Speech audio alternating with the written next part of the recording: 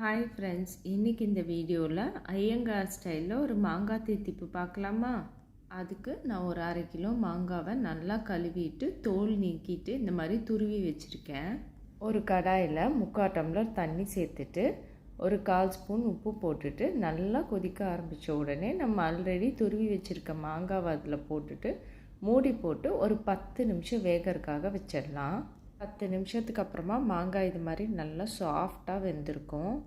வெந்த அந்த மாங்காய் கூட ஒரு 3/4 டம்ளர் நாட்டு சர்க்கரை சேர்த்துட்டு நல்லா கலந்து விட்டுக்கோங்க. அடுப்பை மீடியம் ஹீட்டில் வச்சு தான் நம்ம இந்த மொத்த டிஷ்ஷையும் செய்யணும்.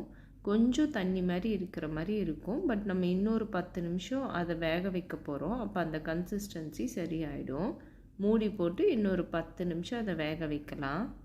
இப்போ ஆல்மோஸ்ட் தித்திப்பு ரெடி ஆயிடுச்சு.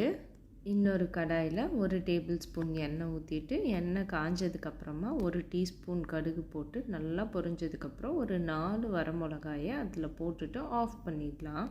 நாம் செஞ்சு வச்சுருக்க தித்திப்பை ஒரு பவுலில் சேர்த்துட்டு நம்ம ஆல்ரெடி தாளித்து வச்சுருக்க மிளகாவை போட்டு கலந்திங்கன்னா தித்திப்பு ரெடி. இது கர்ட் ரைஸுக்கும் சாம்பார் ரைஸுக்கும் ஒரு பெஸ்ட் ஆப்ஷனாக இருக்கும். இதை நீங்கள் குட்டீஸ்க்கு சப்பாத்தியில் போட்டு கூட ரோல் பண்ணி கொடுக்கலாம். இன்றைக்கே செஞ்சு பார்க்கலாமா? பாய்.